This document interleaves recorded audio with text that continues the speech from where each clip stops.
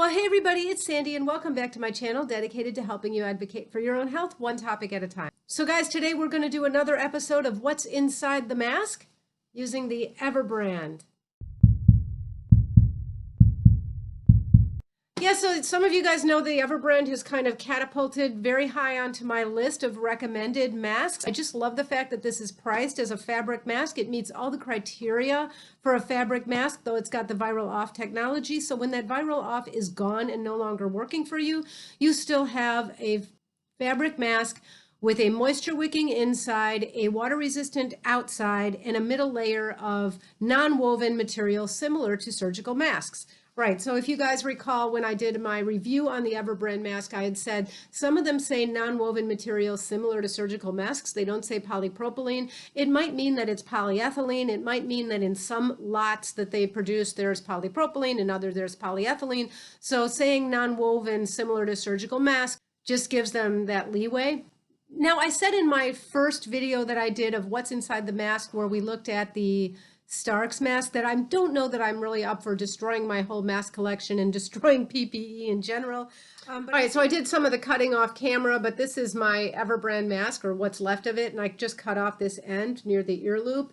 And then I extended a cut on both the inner layer and the outer layer so that I could expose the middle layers in this case, because the Everbrand is actually a 4-layer mask. So sorry, I'm trying to get rid of the inner and outer layers. And everything is white, so it's so hard to see, but I'm going to pull these apart so you can see I've got 2 layers of this non-woven material similar to surgical masks. And indeed, that is what it feels like. It's a non-woven material. It's thin. It's thinner than what's inside the Stark's mask, although there are 2 of these.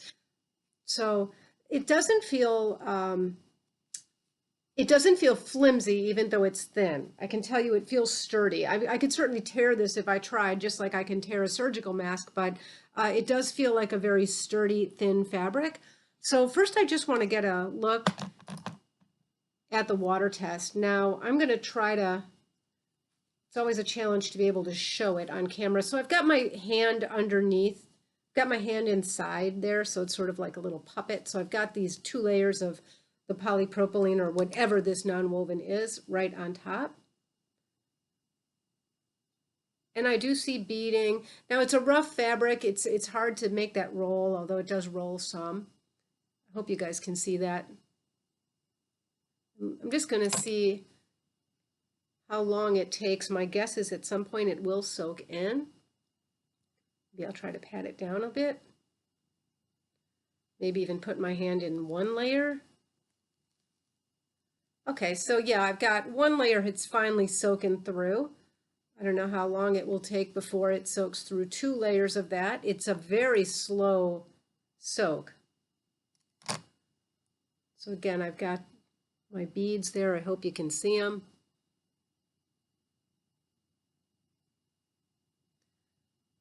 Really have to kind of push on those. It's just the slightest bit damp on after 2 layers. I mean, really the slightest bit. Yeah. So this feels, it's really interesting because it's a lot thinner than the Stark's mask, but then again, so is a surgical mask. And yet this one seems to be much more water resistant than the polypropylene layer in the Stark's mask. Now, how can we evaluate that? You know, I don't know. I mean, we'd really have to have somebody with an engineering background in these particular textiles. It could be, for example, that thicker fabric in the Stark's mask, even though it's less water resistant, is more conducive to slowing down particles. So it's just really hard to say what this all means. But I always think it's a good sign when you don't have things that permeating through layers. Like that's kind of an empirical sign we can look for. And not that this surprises me because I did a video a while back with the match test and the water test. It's a more crude test, and I think rather than continue to destroy all kinds of PPE, I probably will rely on that more. So for those of you who haven't seen it, I'll refer you to it if you want to watch it. I took the whole Everbrand mask intact, not cut open, and put several droppers full of water on the inside, and it never did come through to the opposite side. So really, even if it can permeate some layer to another layer over time. The fact that it doesn't get all the way through the mask is really what tells me how this mask is functioning as a whole. And the same thing would be true for the Starks mask, by the way. I'm not changing anything I've said before about a recommendation. I will say that I just really like this Everbrand mask since I found it. And this is just maybe another piece of information that people might find helpful. So let me know if you guys found that helpful.